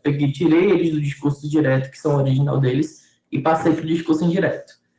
Palmira confortou quanto pôde, até que ela serenou e ficou a olhá-la de maneira estranha, com um olhar tão agudo e tão penetrante que Palmira não se conteve. Falou para sua filha que abrisse seu coração. Viu que aqui não tem a transposição de como foi a fala, dizendo assim, a fala foi assim, e usando o travessão, ou usando as aspas. Aqui o que a gente faz é dizer como a personagem disse, nada mais. Ou seja, falou, Palmira não se conteve, falou para sua filha que abrisse seu coração. Simplesmente isso, certo? Aqui está o verbo descende, falou. Ui, passou. Aqui está o verbo descende, falou, porque foi o que ela fez, entendeu? Então é um verbo que diz pela personagem, certo? No outro exemplo, também mudado para ficar dentro do discurso indireto, fica assim. No último dia de férias, Harry retirava a titica de adviges do topo do armário quando Ron entrou no quarto trazendo uns envelopes dizendo que chegaram as listas de material e atirando um dos envelopes para Harry.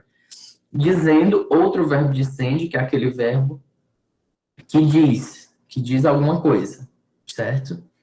Então, aqui a gente vê que, em vez de introduzir travessão, que vai dizer que Ron falou, chegaram as listas de material, e aí outra travessão, atirando um dos envelopes para Harry. Não, aqui vai dizer, dizendo que chegaram as listas de material, atirando um dos envelopes para Harry.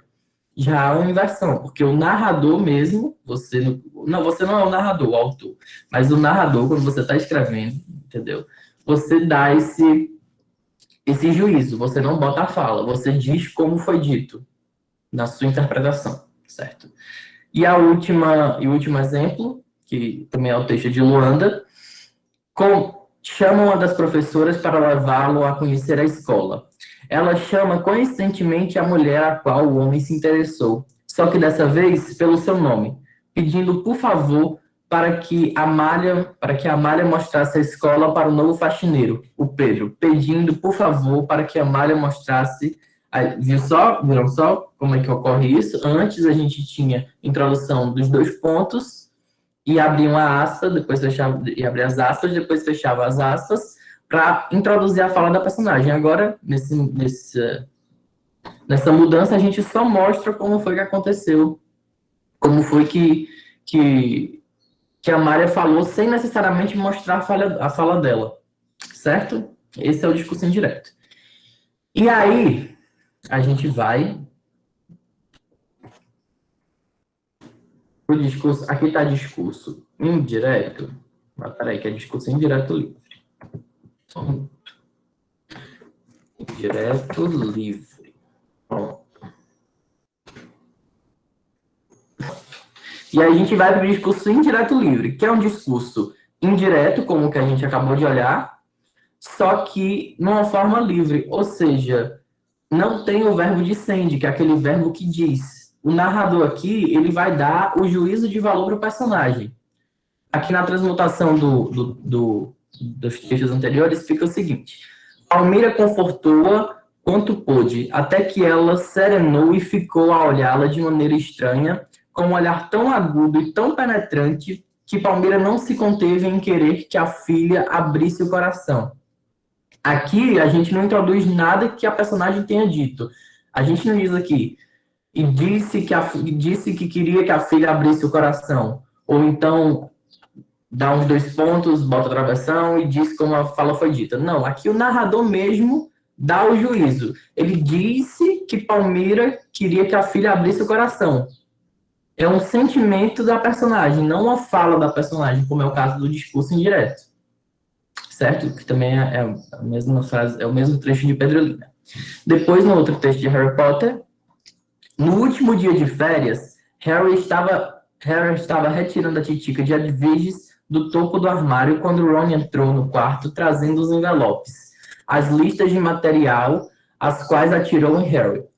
Outra vez, a gente não introduz a fala do Ron nesse pedaço, a gente só diz o que ele fez, o narrador só diz o que ele fez. Ele fez isso e atirou. Então é como se ele tivesse, metaforicamente, dentro da personagem e soubesse os sentimentos e o que o personagem fosse fazer sem precisar apresentar as falas do personagem, certo? Visto esses três e únicos discursos do texto literário narrativo, eu trouxe 3 exemplos frasais de cada um, seguindo essa mesma ideia de modificar o mesmo trecho nos diferentes discursos para que vocês entendam como acontece a mudança e para ficar mais simples, claro. A primeira frase diz assim: recusou o pagamento, vírgula, dizendo, não me devem nada. Isso faz parte do discurso direto. Por quê? Recusou o pagamento dizendo, não me devem nada. A introdução desse travessão, desses 2 pontos aqui, desse travessão, indica que ele está utilizando a fala do personagem tal qual como ela é. Na versão do discurso indireto, fica o seguinte: recusou o pagamento, dizendo que não lhe deviam nada. Aqui, no segundo, que é o discurso indireto, ele não introduz a fala do personagem como ela é, mas ele diz como o personagem falou. Recusou o pagamento, dizendo, esse dizendo é aquele verbo dicende que eu falei para vocês, que é aquele verbo que diz alguma coisa, que diz, recusou o pagamento, dizendo que não lhe deviam nada. Foi o que ele disse, que não lhe deviam nada, tal qual como o primeiro, só que aqui, no discurso indireto, não se usa a fala da personagem tal qual como ela é. E no terceiro e último, que é o discurso indireto livre, recusou o pagamento, afinal, não lhe deviam nada. Viu? É como se o narrador, nesse último trecho, estivesse dentro da personagem, porque ele sabe o que a personagem achava. Ela não precisou falar nada. Recusou o pagamento, afinal, não lhe deviam nada. Não lhe deviam nada em comparação aos outros 2 fragmentos de texto, das outras 2 frases, que o personagem diz o motivo, ou diz que não lhe deviam nada, o porquê recusou. Nesse terceiro fragmento, que é o discurso indireto livre, o próprio narrador conta uma sensação ou um achar que é próprio da personagem, mas que ele tem conhecimento por se tratar de um discurso indireto livre. Certo? Aí, eu vou deixar vocês agora fazerem perguntas, se vocês quiserem.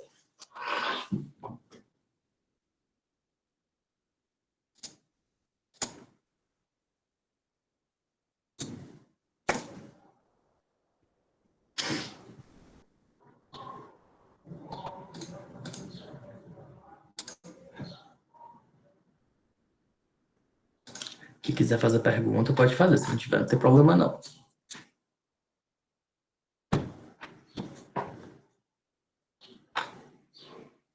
Eu acho que não tem, não, Vitor. Pronto, então deixa eu só sintetizar porque é que eu trouxe os 3 discursos para vocês. Quem for escrever uma narrativa, um conto, uma crônica, e quiser utilizar esse recurso de personagem, é muito importante se ater a esses 3 tipos de discurso. Por exemplo, Luanda, A única, eu acho que foi a única prosa que eu peguei até esse ano foi a de Luanda, e ela utilizou a personagem. E ela introduziu a personagem na forma de discurso direto.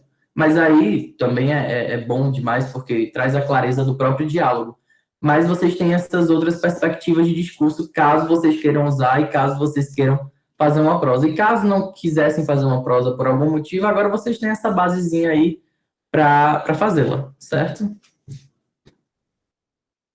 Maravilha. Como está chegando o horário, acho que Vitor e Lucas, a gente podia fazer aí o levantamento das escritas do pessoal, quem quiser falar sobre a sua... E aí, se vocês tiverem dúvidas, a gente está deixando gravado, tendo dúvida, aí no próximo sábado vocês anotam as dúvidas e aí os meninos já vão tirando as dúvidas, tanto sobre a intertextualidade, quanto a questão do discurso que Vitor traz, quanto também da própria temática, se ainda tiver alguma dúvida. E aí, acho que a gente poderia partir para ouvir como é que está aí esse processo de escrita, o contexto de produção de vocês. Lucas, Vitor e os demais conduzam aí. Vamos lá, quem é a primeira participante que se predispõe?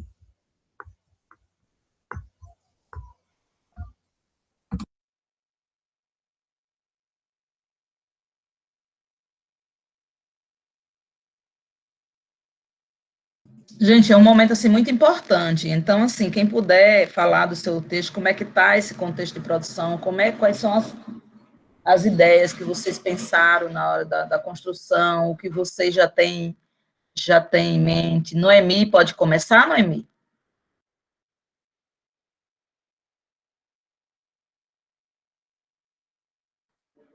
Ou Ruth, ou Andréia, ou Ana Paula, ou Vitória, Mari, Júlia. Bom dia. Deixa a Noemi, então. Não, se quiser pode ir, não tem problema não. Não, pode falar. Pronto, bom dia a todos.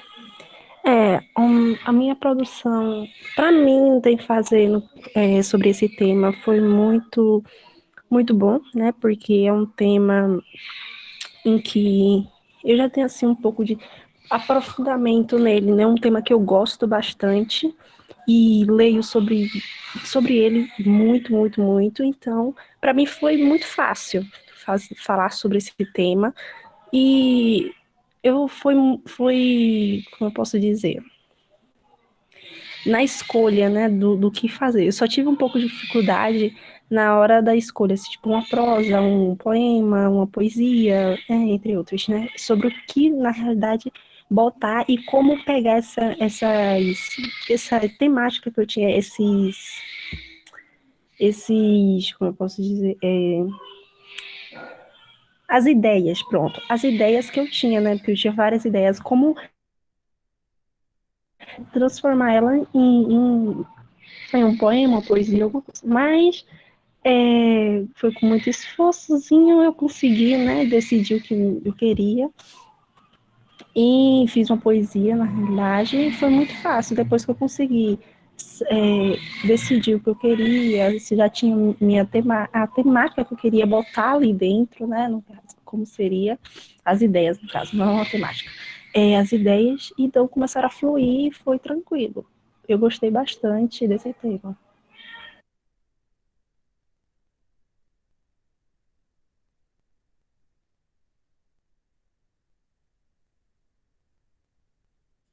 Júlia, pode ir agora. Tá. Assim, para produzir foi muito fácil, porque o tema que vocês deram é um tema que eu já conheço, eu tenho uma certa profundidade nesse tema, porque todo mundo passa por problemas, né? Todo mundo passa por problemas, é normal. E para produzir foi muito fácil, foi tipo uma coisa muito que nunca tinha acontecido comigo.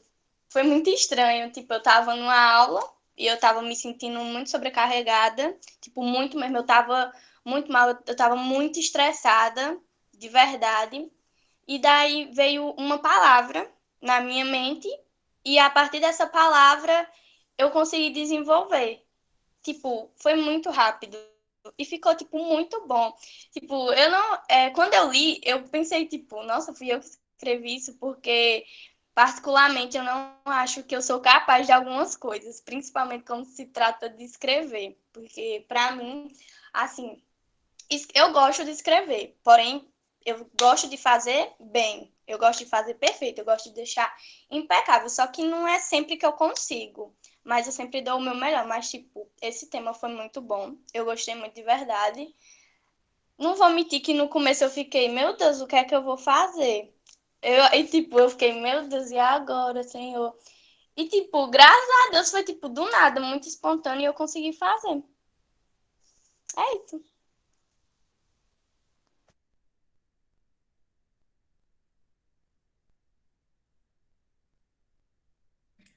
Mais alguém? Vai passar um pouquinho, gente, das 10, mas é interessante a gente ouvir esses depoimentos de vocês, porque isso dá um feedback para os meninos e para a gente também.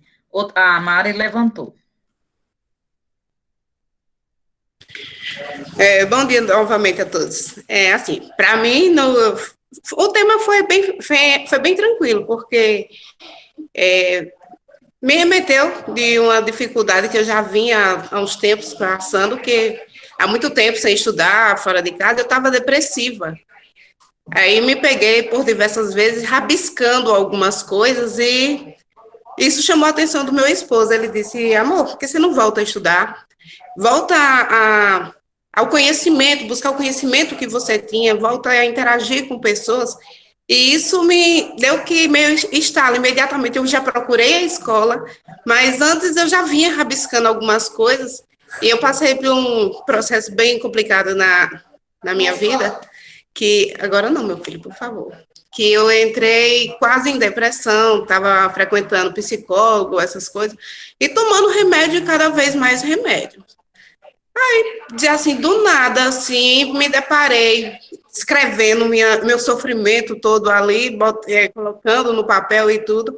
E aos poucos eu fui observando que fui me libertando daqueles remédios. Chegava ao ponto de eu não precisar tomá-los mais, que eu já vinha me tranquilizando assim um pouquinho, com um pouco de palavra que eu conseguia colocar no papel. Já conseguia dormir um pouco melhor à noite. Aí, e assim, foi bem tranquilo o tema. E assim, a propósito, eu quero parabenizar o tema, porque a gente vê que é uma realidade hoje em dia que está a cada dia maior. Que as pessoas, a cada dia que passa, você percebe que o número de pessoas que entram em depressão é muito grande. Infelizmente, não é todo mundo que tem esse conhecimento que, com coisas simples ali do seu dia a dia, você consegue, vou dizer assim, não dizer assim, se curar, mas você pode ganhar pelo menos um pouco de acalanto, aliviar um pouquinho aquele sofrimento, aquela dor que você está passando. Então, para mim, foi assim, foi super tranquilo. E aí, só isso mesmo. Obrigada.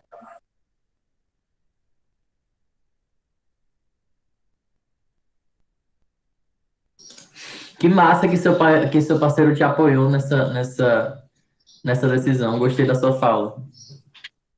Assim, eu tenho muito a agradecer a ele, porque, assim, qualquer loucura que eu disse assim, eu quero fazer, ele, ao contrário de muitos que tem por aí, ele sempre está me incentivando, jogando para frente, dizendo, vai lá, você consegue, você é capaz. Nazaré chegou até a conhecê-lo, e assim, ele é aquele tipo de pessoa que, se ele vê que é o melhor para você, ele vai sempre lhe impulsionar para frente. Então, comer cachorro quente na casa dela, menino. Faz um cachorro quente divinal. E um abraço para ele e para os meninos, viu? Obrigada.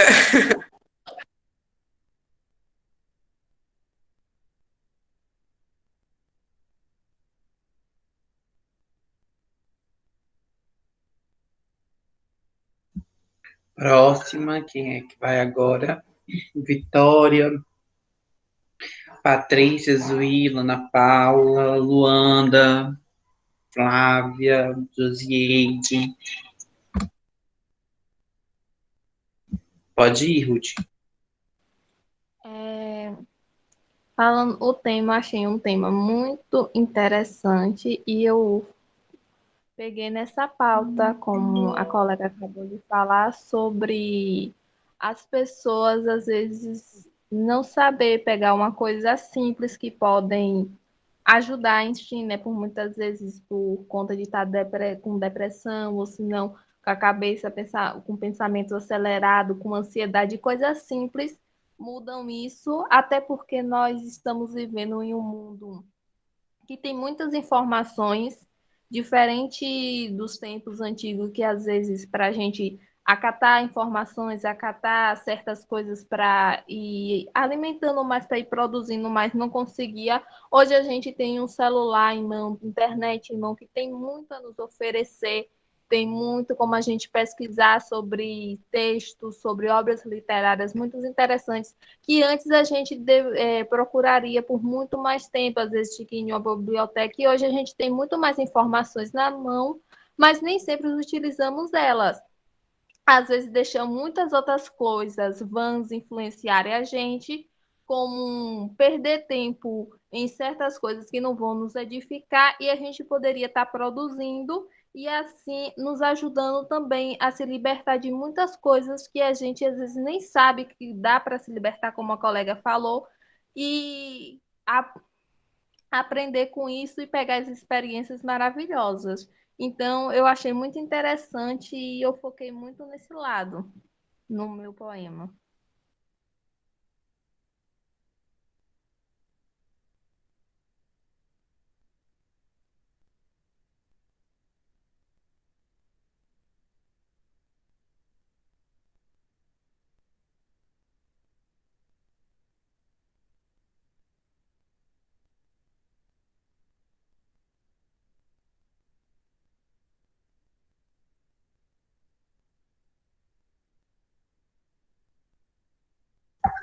Quem vai agora? Vai falar alguma coisa, Nasa?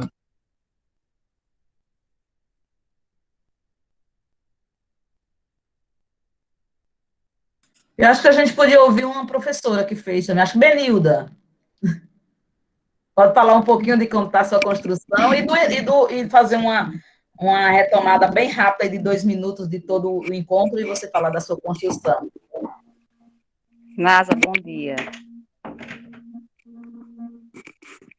Um prazer muito grande, né, participar desse momento com vocês, depois de tantas falas maravilhosas que ajudam certamente, né, a ir melhorando o nosso texto, dicas perfeitas aí dos meninos.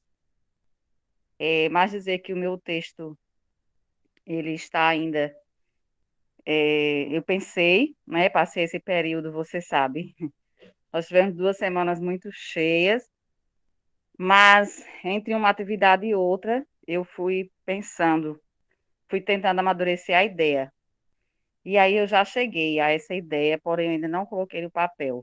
Espero que essa semana eu tenha como fazer isso, né? Se Deus quiser. Então, tudo está planejado, porém em mente. E aí dizer, né, para as nossas estudantes que aproveitem cada vez mais essas dicas. Eu acredito que elas certamente ajudaram muito a fazer com que vocês coloquem essas ideias no texto, né? Tenho certeza. E muito obrigada por tudo.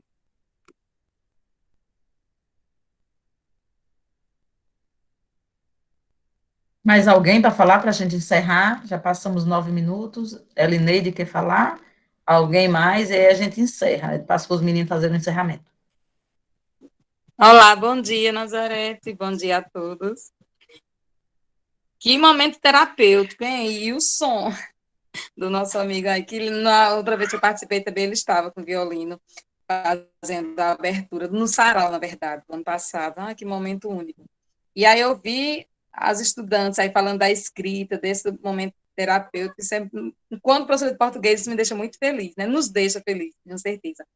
E aí, Nazaré, eu estava esperando aqui as alunas se colocarem, as alunas, pelo menos aqui de Cabrobó, que é as que a gente acompanha.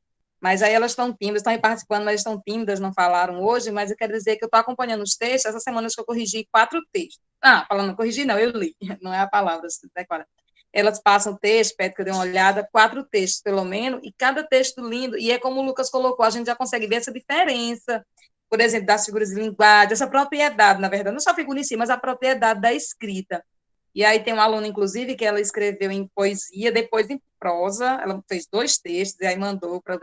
E assim, elas estão bem empolgadas, estão escrevendo, e usando essa escrita realmente como terapia para falar de dores, como conseguir superar certos problemas. Então, assim, isso me deixa bem feliz. E quanto à minha escrita, eu também ainda não consegui colocar no papel, mas eu já tenho umas ideias, sim. Estou me organizando para colocar no papel também. E aí, muito feliz. E os estudantes têm passado para a gente essa mensagem positiva do projeto, da produção, que aí eu pensei, tanto texto bonito produzido, e eu nem consegui produzir ainda, mas bem feliz que eles estão fazendo. Então, só agradecer pelo projeto, aos extensionistas que têm atendido as estudantes, elas comentam também. Bem feliz que elas estão empolgadas produzindo. Ai, que bom. Em relação à produção dos professores, eu nem me preocupo, porque tem uma pessoa específica só para cobrar vocês. E ele cobra e ainda me cobra. Bota uma mensagem para vocês e manda para mim também. Então, assim, em relação a isso, vocês vão estar sempre sendo lembrados do prazo. Eu também entro nesse, eu digo, ó, se eu não cumprir um prazo, eu também não entro no texto daquele mês. Vale para todo mundo. Eu vou passar para os meninos, para o pessoal, para fazer já o encerramento. Meninas que falaram, as que não falaram também. Estou adorando os depoimentos de vocês. E aí, Vitor, Lucas, todo mundo, Guilherme, Maurília, precisamos pensar aí no fazer um Google formulário para elas pedir para os pais, viu, Elineide? Porque quem é de menor, para assinar o termo de autorização pelo Google Forms, viu? Porque a gente está gravando, porque como está chegando agora um período muito mais denso de aula, de vez em quando vai ter um ou outro que não vai poder entrar. Porque, por exemplo, Bahia mesmo tem aula de sábado pela manhã. Então, assim, vai acontecer muito disso. E aí a gente está gravando, para quem justificou a falta, a gente não deixar a pessoa na mão. Mas, para isso, a gente precisa de um termo de autorização, porque... Às vezes ela fala, como algumas falaram agora, e sai o som da voz dela na gravação, às vezes pode sair a imagem, e a gente não quer deixar tudo muito bem acobertado, tá bom? Vitor, Lucas, quem é que vai falar para encerrar?